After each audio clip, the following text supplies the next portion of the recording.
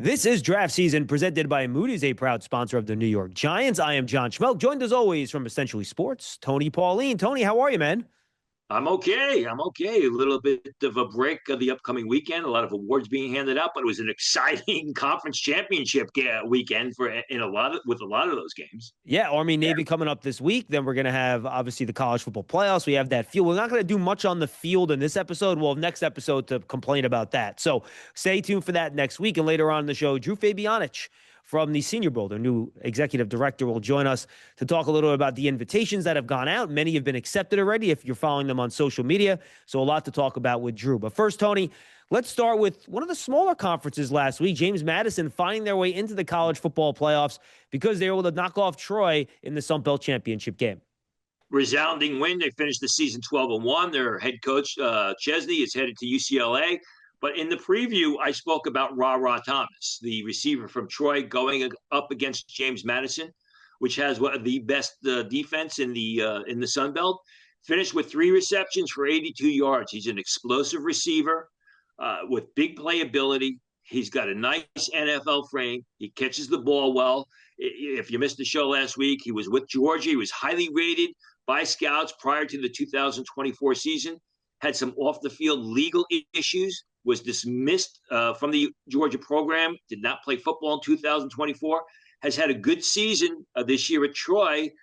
Be interested to see whether he goes back to school or whether he enters the draft. If he enters the draft, he's a day 3 pick, but he's got some upside. He's got some potential to his game, and he showed well against the James Madison defense. All right, now let's jump to the big one, Tony. On Saturday night, Indiana manages to defeat Ohio State 13-10, mostly because Ohio State just could not score points in the red zone. Just disastrous down there for Ohio State. But this really, I think, cements Fernando Mendoza atop the quarterback rankings in this year's draft. Didn't have a wow game from a statistical standpoint, but made all the plays when he had to down the stretch. And he probably won the Heisman Trophy for Fernando Mendoza. I mean, that big touchdown drive in the third quarter, and then that big play in the fourth quarter for the first down to Charlie Barker, which basically sealed the game. I mean, number one, buddy in the gym had asked me Saturday morning what I thought. Ohio State. I was like, you know what? Indiana's got the best coach in football in America, Kurt Cignetti, and he had that team ready to play. They made in-game adjustments. Indiana didn't look good early. It was a lot of bad penalties. You thought Ohio State was going to run away with it, but Indiana found the way to win. And Mendoza, I agree with you completely. He wasn't great, but he got the job done, and he won, and he stepped up when Indiana needed him to step up. And the game kind of paralleled what we saw when Indiana played Penn State. Number one, he was without a top receiver. The Penn State game, Elijah Surratt was on the sidelines. This game, Amari Cooper left the game early, never came back. So what does he do? He goes to Charlie Becker against Ohio State, as he did against Penn State, and Becker comes up with just huge plays, true sophomore. 6 receptions for 126 yards. And I mean, Mendoza made no bad plays. Even that interception was not so much a bad pass, rather a good play by the defender to read the play and get up the field and disrupt the action. So he really didn't make any bad plays. He goes down in the first series. You're wondering, they're talking about a shoulder. I thought it was whiplash. You're wondering if the guy's going to come back. He looked like he was in real pain. He came back 2 plays later and then led the team. I thought his post-game interview was fantastic. The way he talked about his teammates, talking about throwing the ball at Charlie Becker at 7 o'clock on a Saturday morning, so he wasn't surprised by it. And that goes a long way, because remember, a lot of the nation's watching that interview, and he came across incredibly well. So yeah, I mean, Mendoza checked a lot of boxes. Obviously, Indiana, the number 1 seed in the college football playoffs, going to win the Heisman Trophy on Saturday. I mean, it'd be a massive upset if he doesn't. And now you're talking about, will teams trade up to that first pick, whoever owns it, come next April, to get Fernando Mendoza. Trading up for Fernando Mendoza makes a lot more sense, in my opinion, than the Carolina Panthers trading up for Bryce Young. So we'll see what happens. Yeah, and right now the Giants own that first overall pick, but a long way to go to see what happens towards the end of the year. And, it's funny. I thought both defensive lines dominated this game, Tony. I was surprised how much trouble the Ohio State offensive line had with Indiana's front. And then we saw Caden Curry continue to have a really big year. He had a monster game. Kenyatta Jackson was good. Caden McDonald was good. So I thought both defensive lines did a nice job.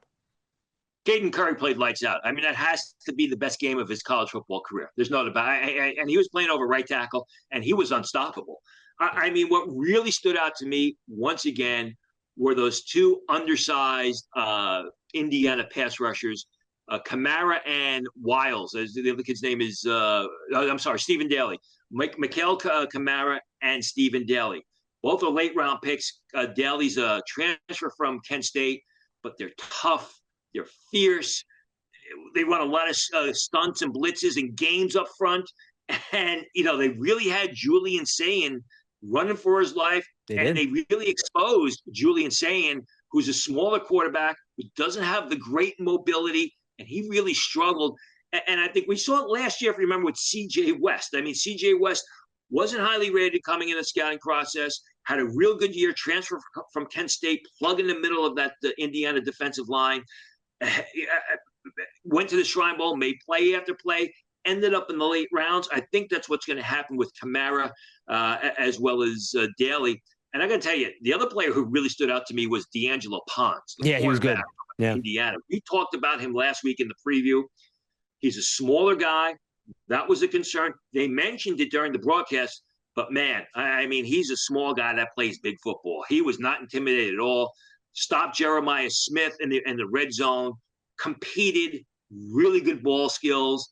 I mean, the fact is he's barely 5'9". I don't even know he's 175 pounds. Where do you draft a guy like that? Probably in day 2 as your nickelback, but he played terrifically, and he's got NFL-type ball skills. Yeah, Dane Brugler had a Mike Sansristil kind of comp for him, size-wise, so I thought that was a good one. And I thought Sonny Styles played well. I thought Caleb Downs played well. Arvell Reese had a quiet game, Tony. So just stuff to keep an eye on here. I thought it was a fun game. I was locked in the whole time. And now, hopefully, we'll get a rematch of those two teams in the college football playoffs as the top 2 seeds at some point, maybe even the national championship game. I guess that's what it would have to be. All right, let's move over to the SEC title game. Georgia, Alabama, Tony, and we'll start the quarterback here quickly.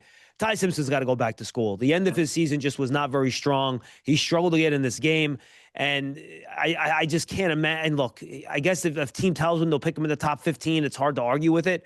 But I think even though he's an older prospect, I think he's 24, right? He's someone that really could use some more seasoning. Listen, on this show and at essentiallysports.com last week, I reported that the word I'm hearing is Ty Simpson is going to go back to Alabama in 2026. And if there was any doubt in his mind, this game proved he's got to go back to college. And like you said, it's not just this game. He was not good against Oklahoma. He struggled against Auburn. And he made a lot of bad passes. They weren't poor passes. They weren't turnovers, but he missed a lot of open receivers. He was not making the correct reads. Georgia, to their credit, was able to get a lot of pressure up the field. I thought Caden Proctor played terrible this game, but that's been Alabama the past month. Oklahoma and Auburn, they struggled against a really bad Auburn team.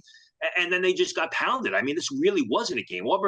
Georgia came out and kicked their bottoms from the get-go.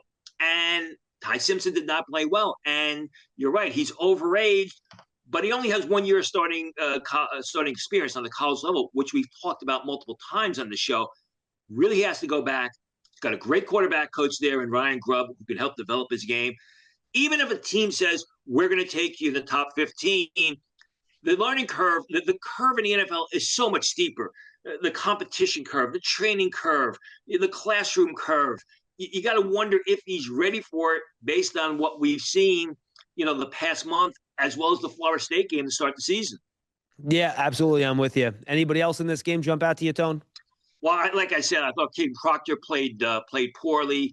I think C.J. Allen probably established himself as a late first-round pick. As we've talked about time and time again, the off-ball linebacker position is incredibly strong.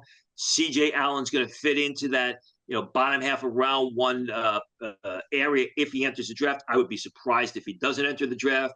He's fast. He's explosive. He's not a great blitzer, but he's a sideline-to-sideline 3-down linebacker that can go from point A to point B quickly to cut off the corners and stop the run, or drop back and cover tight ends and running backs in coverage. Yeah, and by the way, we did get Anthony Hill, fellow inside linebacker, did announce that he is declaring for the draft after the year, the Texas linebacker. So just it rang my head there talking about C.J. Allen, just something to keep in mind here. All right, Tony, then we got BYU, Texas Tech. Texas Tech, second time these two teams have met. Second time Texas Tech really took it to BYU. Yeah, and again, you look at those Texas Tech pass rushers. I mean, we've talked multiple times about David Bailey. 1 sack, 1.5 tackles for loss, 5 tackles in the game, can play off the line in space, gets a lot of pressure. I feel pretty convinced that Bailey's going to be a top 15 pick. Yeah, me too. Romello Height, he's a smaller guy, comes out of a 3-point stance. I think he's going to be a good day 3 pick. And then Jacob Rodriguez, who we really haven't talked about much on this show. I mean, a great story. Again, another terrific off-ball linebacker who has great intellect, great instinct. He's explosive. He plays like his hair's on fire, just running sideline to sideline, making plays, 13 tackles in that game, 1 tackle for loss. He was not announced as one of the 4 finalists for the Heisman Trophy. People were basically pushing him for that. I didn't think he deserved it. But the fact is he's a much better player in 2025 than he was in 2024, which is going to help his draft stock. Yeah, no question about it. And then, Tony, just really quickly, and we'll be joined by Drew Fabianich in a second here. I told Anthony Hill, he declared Notre Dame after not making the college football playoffs, which I'm not a Notre Dame fan, but the idea that they're not one of the 12 best teams is, to me, a little bit crazy. Not that Miami didn't deserve to go too, and we'll talk about the teams that maybe people will regret putting in. But we're probably not going to see Jeremiah Love play another football game now before he enters the NFL draft. We talked about Jordan Tyson last week. He's played probably his last game. Rutgers turned down a bowl game. So those wide receivers on that team, we're not going to see them again if they decide to declare for the NFL draft. So really, we're to the end of the scouting process for the in-season scouting process, at least for a lot of these players that are on teams that are not in bowl games and are not in the college football playoffs. It'll be interesting to see what happens with the teams that are in the bowl games. Let's go back a year ago when I had mentioned that a lot of these NIL deals that these players sign with the schools end contractually at the end of December. And it requires these players to participate in the bowl game because that last NIL check is the biggest one that they have coming to them. So it's going to be interesting to see if any of these guys, Kyle Manegi opted out of the bowl game last year, but he was a little bit banged up. You talk about the little bit of information. You talk about the Rutgers receivers. I'm a big Ian Strong fan. I've been told for the past month, Strong's likely to return to school. He's looking to either get a huge NIL deal in the transfer portal. I've also been told that Rutgers is pushing hard to get him back. So that's going to be interesting to watch. Draft season is presented by Moody's. Moody's is a proud partner of the New York Giants. Decode risk, unlock opportunity. Learn more at moodys.com. And now we welcome in our guest today. He is Drew Fabianich. He is the executive director of the Senior Bowl. And Drew, I had my Reese's quarter zip on today, and then I realized there was a sponsor switch. So I didn't want to wear it with the old sponsor. This year is sponsored by Panini. So people should make sure they go check all that out. Drew, how has this first year been for you, man? We talked before the year what this process is like, some of the changes you were making. You kind of knew what you were getting into, but what has been the process like getting these invitations out? You've gotten a few dozen invitations back now with players accepting. What has this whole process been like for you running this scouting process and getting these players in the Panini Senior Bowl? It wasn't broken in any way. I told you that from Phil Savage to Jim Nagy, this wasn't broken. And all I tried to do is just benefit the player a little bit more, and some of the personnel folks too, because when you go through, and we talked about this before, when you go through that interview process at night, I mean, it was absolutely miserable. And if I felt as bad as I did, I can't even imagine how bad the players felt, especially going into the next morning and practice and everything else. So, that's one of the reasons why I changed part of the schedule. And I just thought it would benefit the player. But then we also got some collateral positives along with it, because now the coaches that are coming down here, they can treat this like they used to. And this used to be the NFL unofficial coaches convention down here. And now they can come back down and interview. I mean, not interview, but they might interview with, new head coaches that got jobs. They also can network. They also can see their boys. They can go to dinner. They can hang out. They can get jobs because they don't have a convention. They don't go out and recruit and form relationships like college guys do. I mean, some of my best friends were guys I recruited against that I just traveled around with for a while. We just got to be good friends. They didn't tell me I was going to be the unofficial mayor of Mobile either when I started this. There's probably about 3 civic functions that I need to attend probably weekly. Wow. And I get that. It's just part of it. They just didn't tell me how many. And, jumping into that, I'm not a big media person. I'm not face forward kind of guy. That's been hard for me, but I've ran with it and kind of just accepted what I have to do. And I always say, hey, it's time to go kiss babies, shake hands. Let's go.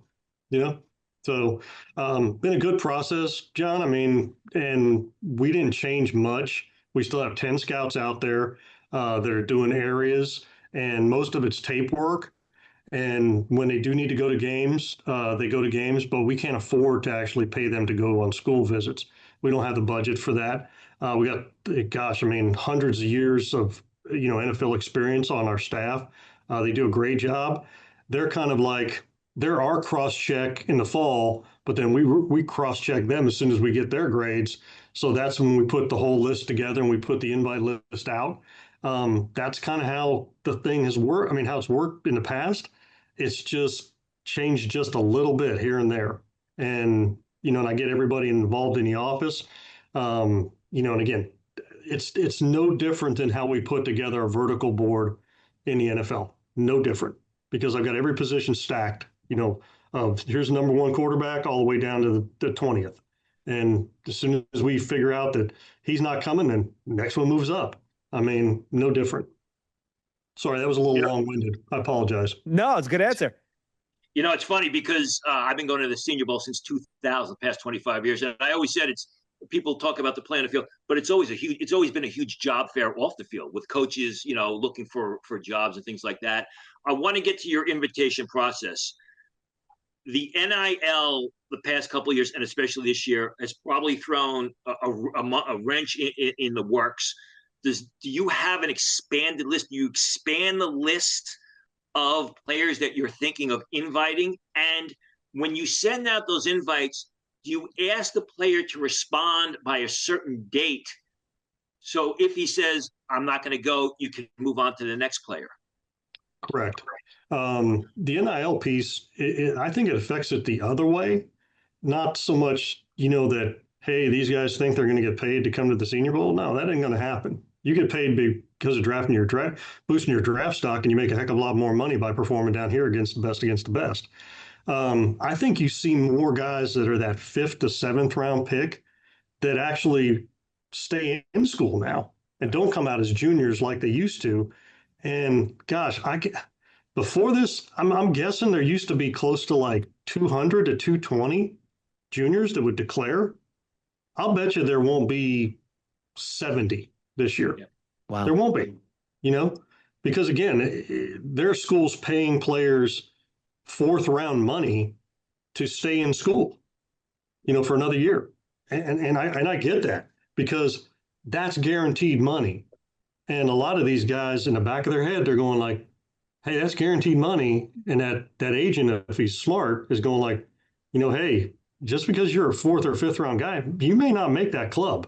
And you may end up on practice squad. And you may end up making a hell of a lot less than you're making now. So I think that's where the landscape has changed. Right. And I think now we have to have more numbers that are the draft eligible guys that are forced out, that they can't stay another year. That's where I think we have to have more numbers. Now, I want them still all to be draftable guys. Now, and again, depending on who stays, who goes, I mean, you never know what ends up, here on Thursday, but I'm making some things pretty attractive now that, for the ones that do stay and the ones that do play in the game, there's going to be some not monetary benefits, but there'll be some huge benefits that you guys will see. So, Drew, how much when you put this list together for your invites, do you consult with NFL teams and kind of get their opinion on the players that they want to see in these games? Maybe a player switching positions, maybe going from college to the pros. They want to see him at a new position, and All-Star games it is a great time to see him at that spot. How much do you consult with all your friends in the NFL that you've made over the years, being a scout for the Cowboys, trying to get this list right so the NFL teams see the guys they want to see? Well, and again, I tried to do a pretty I try to do my due diligence of stacking a whole vertical board on every position. And I did share that with 6 people that I trust, implicitly, because I didn't want it out. I didn't want it out to agents. I didn't want it out to other bowl games.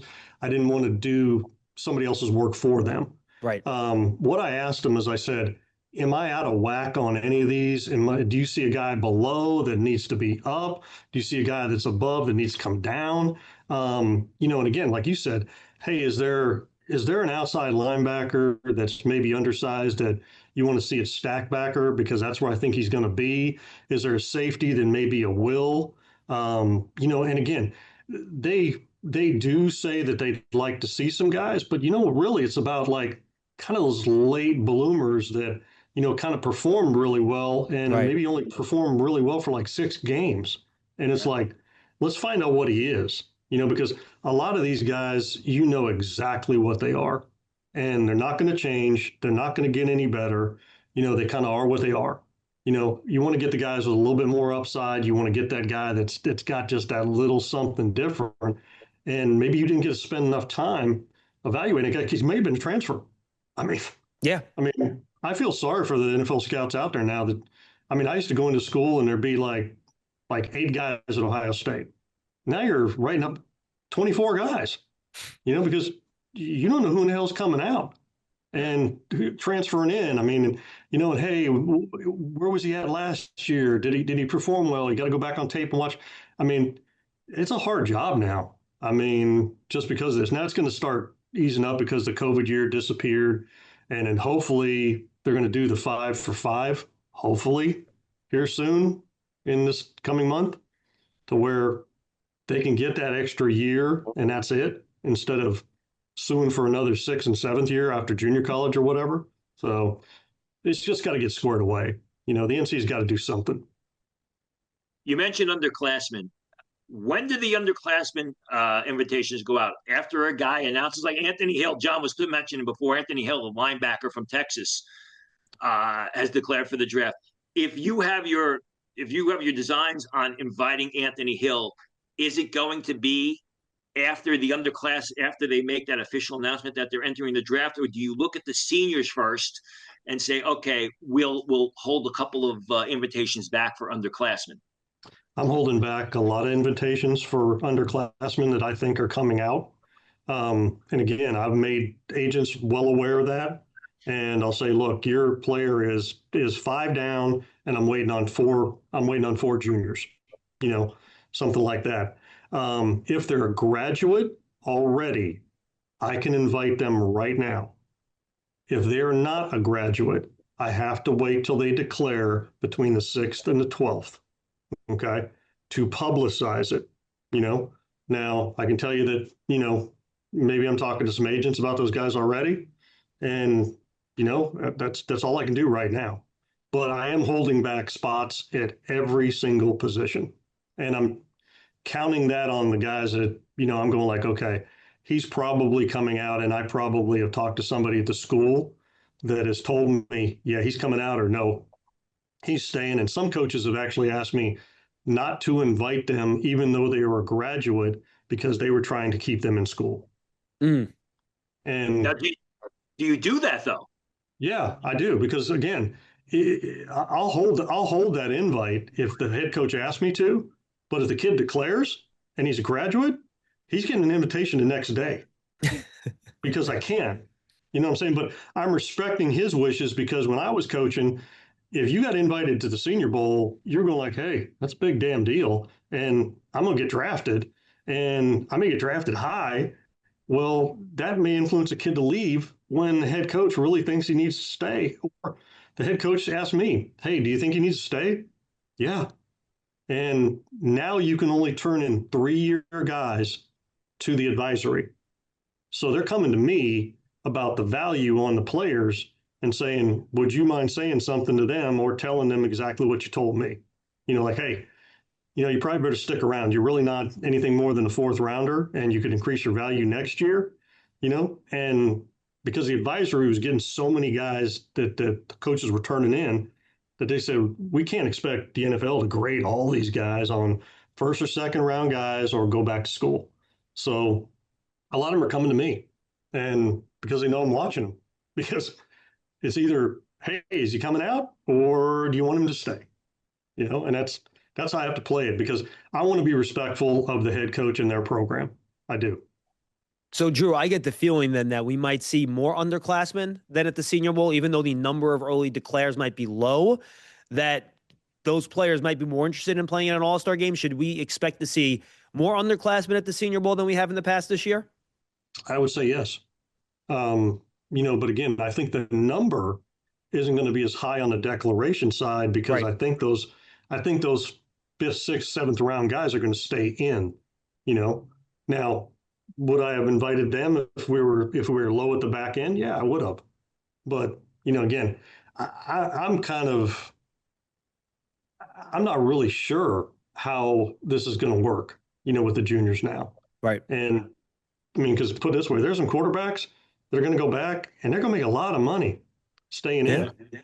And, the portals, excuse my language, paying asinine money for quarterbacks, and some of them have played really well and some of them played really, really bad, and that's cost a couple of dudes their jobs, to be honest with you.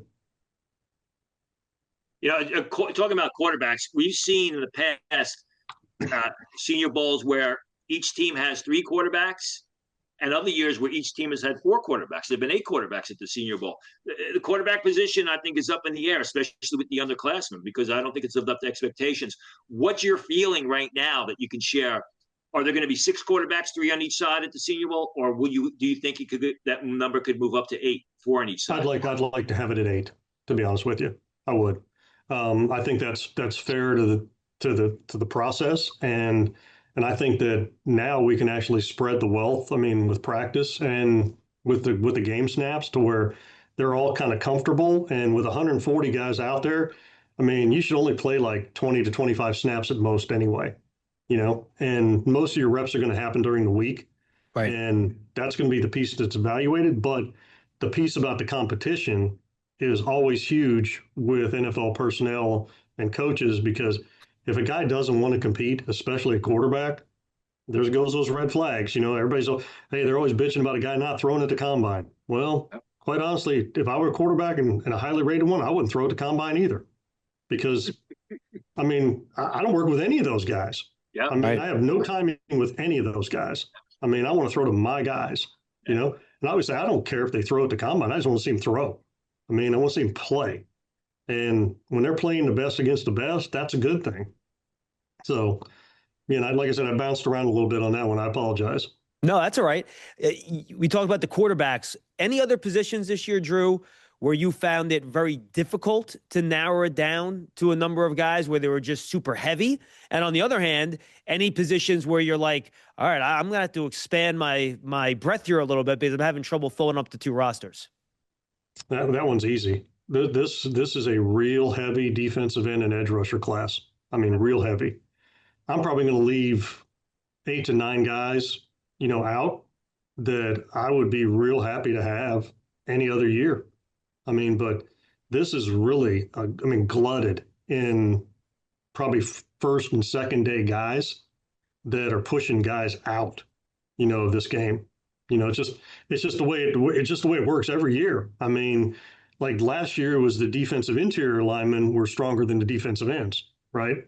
Well, the defensive interior linemen aren't as strong as the defensive ends this year. Linebackers are kind of holding the same, and I think that's been kind of the case for about 6 to 7 years because I don't think kids want to play linebacker anymore. I don't. And there's not a lot of run-centric offenses anymore. I mean, it's all spread and everything else, so you're playing with safeties and wills anyway most of the time. And those Mikes now want to touch the ball, so they're your H's and your F's now, on offense. Right. That's just where I've seen that kind of twist, and I think it's because of 7-on-7 also, because all the 7-on-7 teams. The safeties are not deep. The running backs are probably about the same as last year in the middle. I think it's pretty good in the upper 2 or 3. Quarterbacks, I think, are actually a pretty good class, and I think this is going to prove out to be a little bit better class than people think it is. I really do. Receivers aren't loaded with number 1 receivers, but there are a lot of 2s and 3s this year, and it's really deep. I'm probably leaving about 6 to 7 of them out that I would have loved to have in any other year. Tight ends and H&Fs are really good this year. I mean, really good. I think this is probably going to be one of the best / Y tight end, F and H tight end classes probably in about the last 3 or 4 years. I really do. Corners are probably about the same as always. I mean, I think there's probably 14 guys in the first 3 rounds, probably right in there.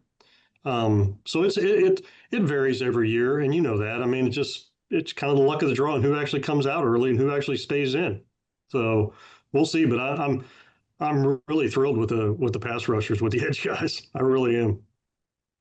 Let me ask you: do teams ever ask you to lean into a specific position, maybe invite more guys at one spot than another spot? Yeah, I can. I mean, I got to keep it kind of constant because I got to keep the roster kind of fluid. And like you were talking about, I mean, what if I lose 3 guys, right? I mean, where am I going to pull them from? Can I pull them from another position? No, I just got to replace them. So I've got to keep it kind of constant, and I've got numbers for each position that I feel comfortable with. And again, they're not going to tell me, hey, I need more running backs here. I mean, they're not going to tell me that. I mean, at all. That's just what I've experienced so far. Maybe that'll change, but nothing yet. Drew, with the transfer portal, how difficult is it these days to find kids from FCS programs, non-Power 5 schools? Because so many of those kids end up transferring up, right? Because they want to go to a powerhouse school where you have, because I know that's something the Senior Bowl has been so good at over the years, is trying to find these kids from smaller programs to highlight them against some of these Power 4 program and players from those programs. How hard is it now to find some of those smaller program players, just because a lot of them don't stay there throughout their college career now? Incredibly hard to find, because guys like me are taking college jobs and being GMs, and they're rating the Division IIs. They're rating everybody. I said, hey guys, I want you to look at every single division. I want you to find every single statistical leader, all the measurable guys. I want them evaluated. I want them ready for the portal. I mean, so guess what? I mean, when I looked at our board, we only had 22 guys that were non-Power 4 guys on the board. That's it. And I'll bet you it was probably 50 to 60 in the past. I mean, put it this way: my small college guys, there's like one's kind of considered a little, G5-ish, but I got 2 and maybe 3, depending on how the quarterbacks shake out. So that's it. I mean, 3 guys. I want to ask you about a question on the offensive line. It was a position that you didn't bring up when you did your evaluation. We see a lot of tackles get pushed into guard. Sometimes they get pushed into center. Is that decision made by the coaches on the field, or do the coaches on the field take input from yourself or maybe teams to say, hey, listen, this guy's a little bit undersized. Can you slide him inside the guard for a couple of reps one day? Yeah, I think it really kind of festers from me and from the other teams, because again, I always say this, like last year. I mean, Wyatt Milam, I had at West Virginia. He had short arms, and I said he's an inside guy all day long. I kept trying to tell everybody that he's a guard, and sure enough, Jacksonville's playing him at left tackle still. I mean, he's a guard, but they got to see him play guard here. There are some other guys this year, like the Harkey kid that plays at Oregon that just committed to us. He's going to be playing guard here. He knows that. I mean, because his arm length doesn't equate to the NFL arm length. Like you said, is he really a guard center? No, he's really just a center only. I mean, we're going to talk about that, but these coaches, I mean, they're not stupid. I mean, they can just look at body type just like I do and go, okay, guess what? I mean, he's not going to be able to function out there. I mean, he doesn't have plus 34-inch arms. I mean, he's not long enough. I mean, he needs to play guard. And then it's like, okay, can he bend well enough to play guard? Then can he play a guard center combo guy? And I did miss the guards and centers and the tackles. Guards and centers are a little low this year. Tackles are about the same as last year, just number wise, I think. Is that a salesman job you got to do to these players sometimes, Jubes? I'm sure some of these players are stubborn. They're like, no, I'm an offensive tackle. I want to be an offensive tackle. What are those conversations like with the player and with the agents to get them to understand that it is in their best interest to maybe start a position switch early in the process? Well, not even so much a switch. It's just, I mean, do you want to show position flex? Right. Because, a lot of times, I mean, these guys don't understand that seventh offensive lineman is usually either a guard center or he's a swing tackle, one of the two. I mean, because you can't carry enough guys when you go to the 47 now, right? So yeah, it is a sales. And put it this way, I'm gonna tell the agents the same thing I'm gonna tell the kid. I mean, it's like, hey, guess what? The league's not gonna like him out there. So you better show him, show the kid what he can do inside, or his draft stock is not going to be going up. It's going to be stagnant, and there's going to be a lot of questions going like, can he go inside? Well, if they say can he go inside, are they going to take a risk, or are they creatures of habit and say, show it to me, let me see it? All of us were the same way, Hey, never saw his hand on the ball, never saw him snap in a game or in practice. I saw him do it in practice. I'm good. Didn't do it in practice. Didn't do it in a game. I'm going like, I don't know if he can play center. I mean, so show people what you can do, because so much of the league is what they can't do and what the league is always trying to tell a player no, right? Well, what do they do well? Show the league what you can do well. That's the biggest thing. So that's my sales pitch. I mean, do what you do well and show people what you're capable of doing. Because if you don't, when it's a gray area, coaches and personnel people are tunnel vision, dude. They are. One last question for me. I know it's still early in the process, but we always see a great story come out of the Senior Bowl. Last year was the receiver back from TCU, makes that catch in the whole story. Where we sit right now, it's early, December 9th, what do you think is going to be the big story? Or do you have a player right now that you think is going to be somebody that pops, Upton Stout, say last year, that pops, that no one is paying attention to? I think Jack Pyburn is going to probably go back to what he showed at Florida instead of what he showed at LSU.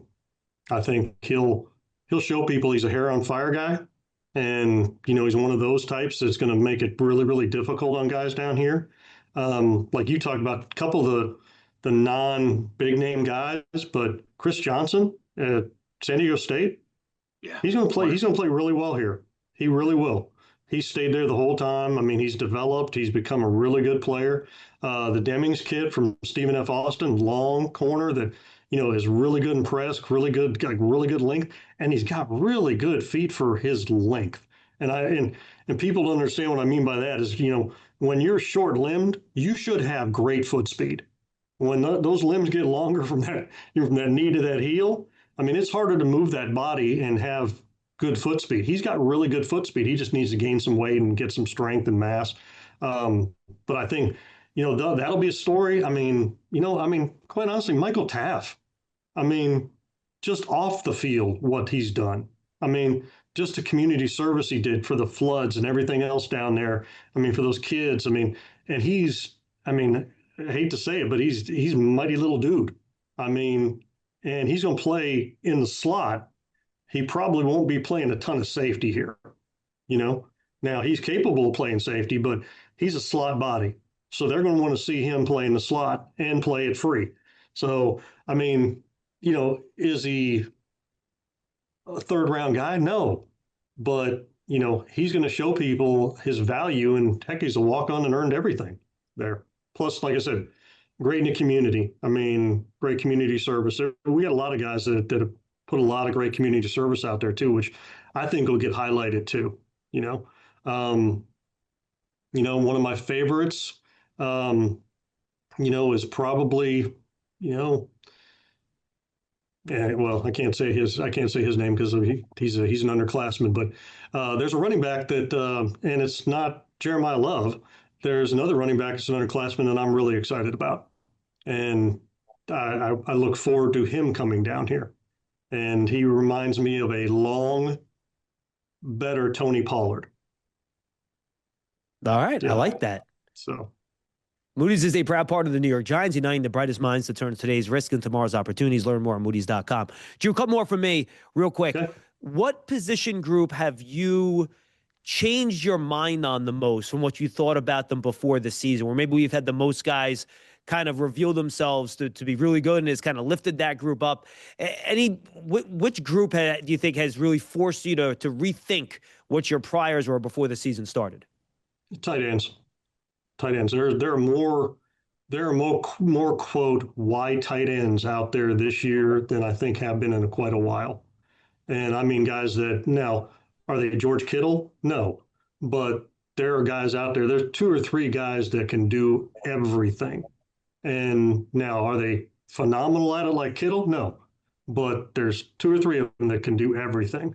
There's really, really good receiving tight ends. It could be big slots even.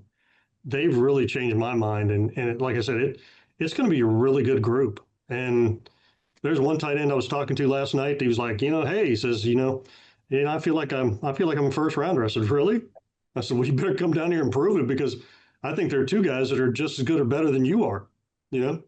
So again, that's what you have to deal with. There's some really, again, agents talk to area scouts, and that is the worst possible thing that can happen, because area scouts don't see everybody in the country, and they don't understand that, because we used to have guys come back and go, yeah, he's a first round. I go, no, he's really a third. He's like the 13th best tackle, right?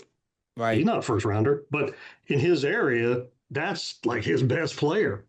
And so they tell the agent that, and guess what? Then the agent tells the player, and the agent's not smart enough to go, hey, could I get like a couple different opinions on this guy? Oh, I got 2 second-round grades on him. Okay. He's not. He's really a 4th. So, and again, I don't know it all, but I just doing so many guys, so many years, I can at least tell you where a guy's going to get drafted. Do I know specifically what team and their needs and all that? But I know a 4th rounder or a 5th rounder like in a snap. I mean, I got that, So that's the biggest piece I have to fight, John, is telling those agents that no, he's really not. I had one that called me and says, I got three second round grades on an underclassman quarterback. I said, well, better tell him to go back to school, okay? Because he's not a second round quarterback, not even close.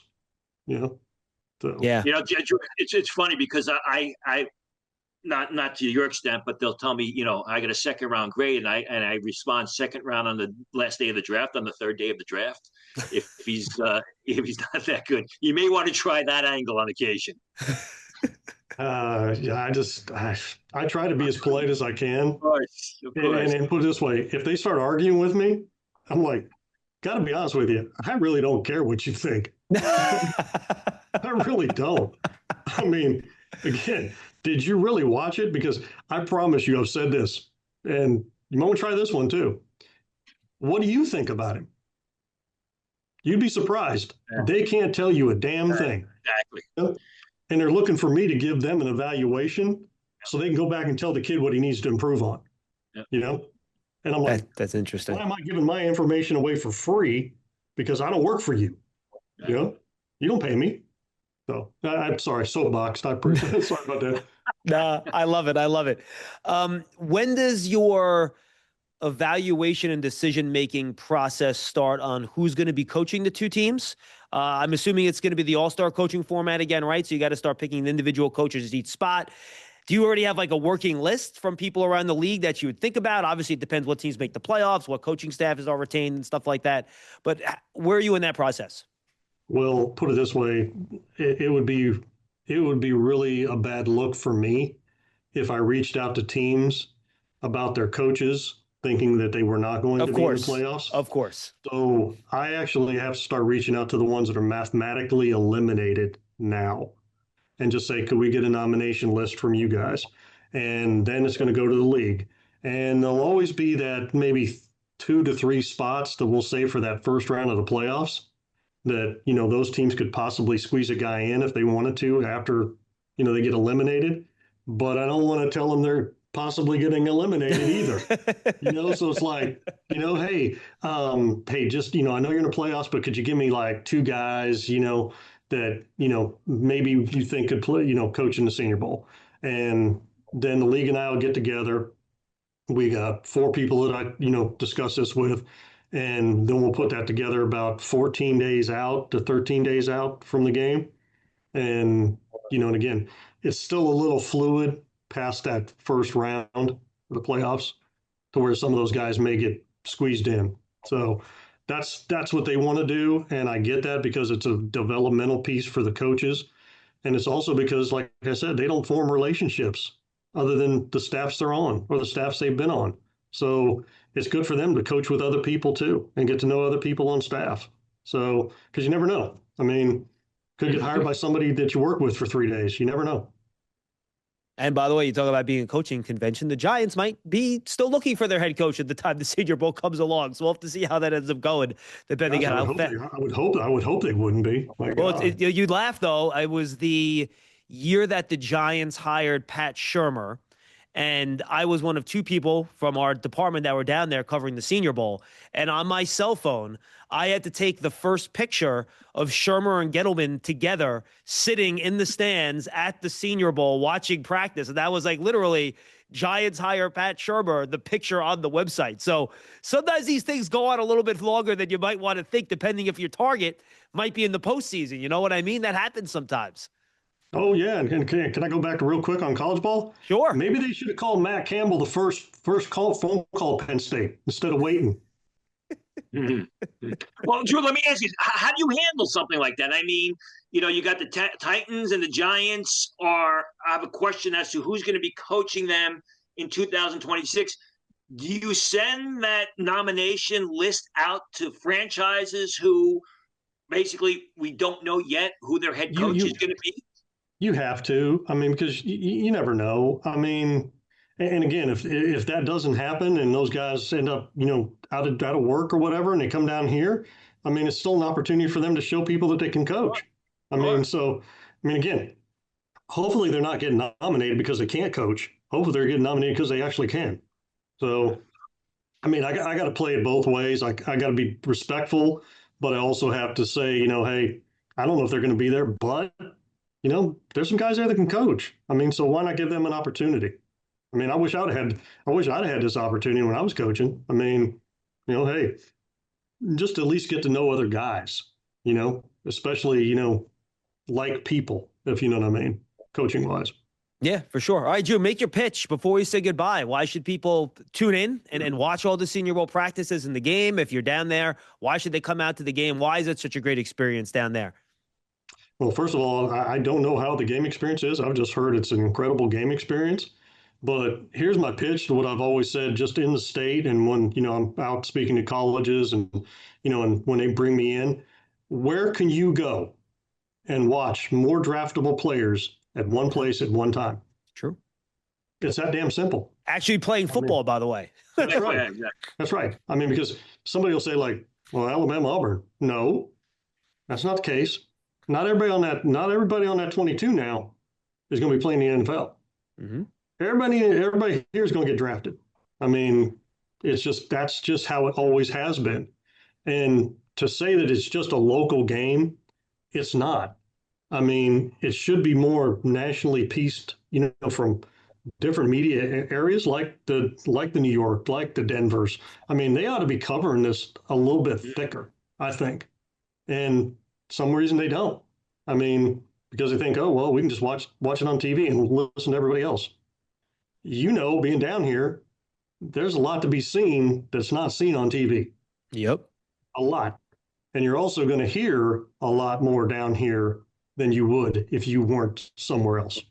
So, again, that's my pitch. And it's that simple. I mean, and again, you're seeing the future of the NFL here every single year. This is year, I think, 77, for this game. And the last 2 years, it's been sold out. I mean, sold out, turn people away. And I've heard it's an incredible party outside too, pregame. Don't know. I've never been here, but this is my first. And, the community loves this game. and reveres this game and treats this as their own. And that's why it's been successful. How many other All-Star games have stayed in one place, this long? It's true. Nowhere. I mean, one last thing, Jim, Drew, just said, Jim, did you reach out to Jim Nagy at all? Because I mean, he did a terrific job at the Senior Bowl. He'll always be my hero for pulling off the 2021 Senior Bowl practices when the entire world was shut down. And Jim said, we're going to have the event. And he did. Did you reach out and speak with him? And now he's having great success at Oklahoma, which is great to see. Did you reach out to him at all and speak with him? We've talked about 3 or 4 times, but see, we've known each other for years. And, and he asked me about the whole general manager thing. And I was like, welcome to college football. I said, welcome to the S show. Okay. I was like, welcome to June, because he had never done a June in college football. I said, it's the worst possible month you will ever spend in your entire life. Right. And I described to him, this is how it's going to be. And he was like, woo, I didn't know that. And then I tell him, I said, all these Christmas surprises that you're leaving for me down here that I didn't know about, I would really appreciate if you had told me up front, especially about the unofficial mayor of Mobile. He should have told me that, way back. He was just like, hey, get used to the media piece. He said, get used to being on TV, get used to doing interviews, get used to doing the radio. I was like, ooh, because he knows I just don't like it, I mean, but it is what it is. And I got to do what I have to do. So, yeah, we hadn't talked 2 weeks ago about his players, that we were sending invites to. So we feel good about those guys, too. They're not getting their invites yet because Venables is not handing them out till they're done. Oh, wow.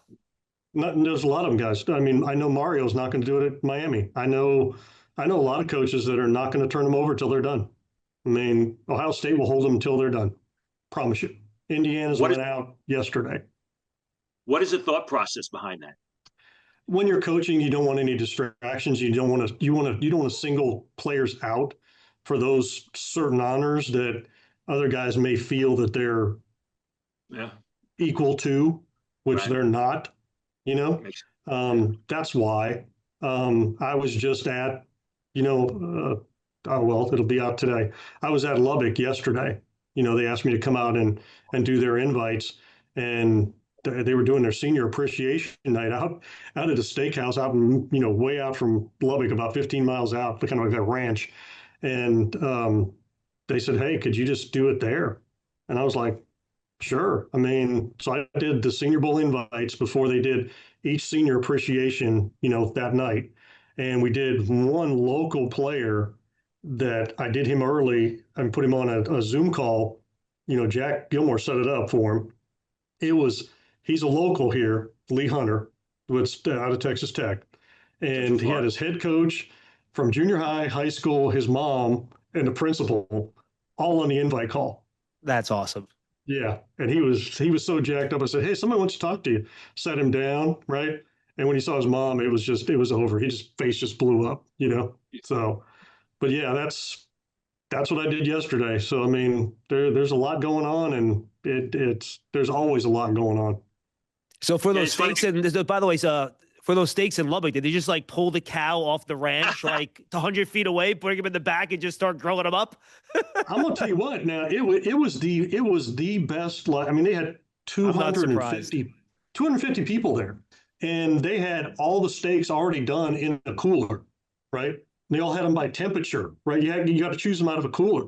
They had all the sides done, had it all lined up. I promise you, they finished probably in 15 minutes. And there were 250 people there. Texans know steaks, man. Texans know their steaks. Dude. They don't mess. Barbecue. I mean, when we were out there in Frisco, you go to the barbecue places, you just pick the meat as it's being cooked. It's funny. You talk about Lee Hunter, and people chide Texas Tech for being the best team that money can buy. But there have been great transfer success stories like Lee Hunter, like David Bailey. I mean, I don't know that those guys would have played to the level that they did in 2025 had they not transferred to a place like Texas Tech. So, yeah, it benefits the school, but it also benefits the players. I agree, but I'm gonna go back a little bit on you now. You said the best team money can buy. That's not true. Well, I'm not saying that's what people. I'm not even saying I agree with it, but that's what you hear. Because I can name 3 teams that spend a hell of a lot more money than they do, and they're not there. Okay.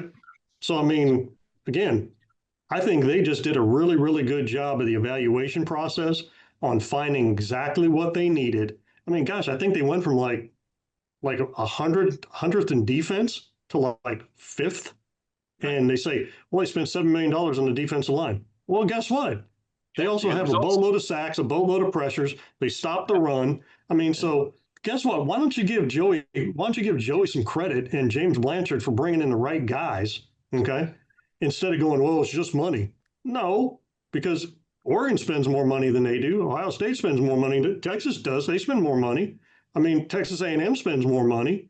I mean, but all of a sudden, just because they do that it's out of the norm.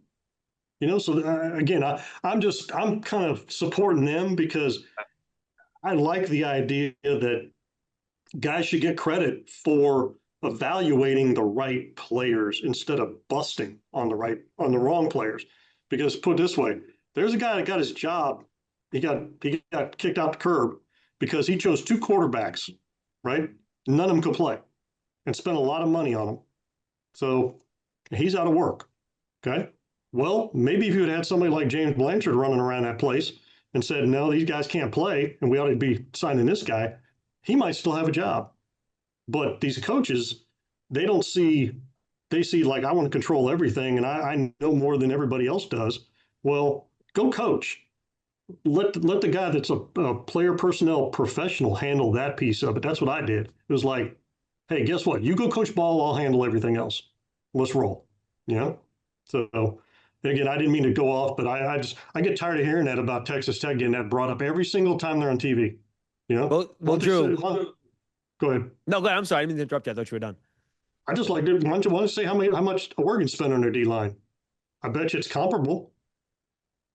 What I said was not to disparage Texas Tech. I know. But it's also that it works well for these players because if David Bailey stayed at Stanford, if Lee Hunter was at Central Florida, I don't know that they progressed, they developed to the level that they have.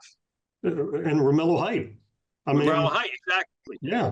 I mean, I totally agree with you. And I know you weren't disparaging Texas Tech. I just get tired of the narrative, because that's always the narrative. Like, oh, well, they just spent a lot of money. That's why they're good. No, that's not.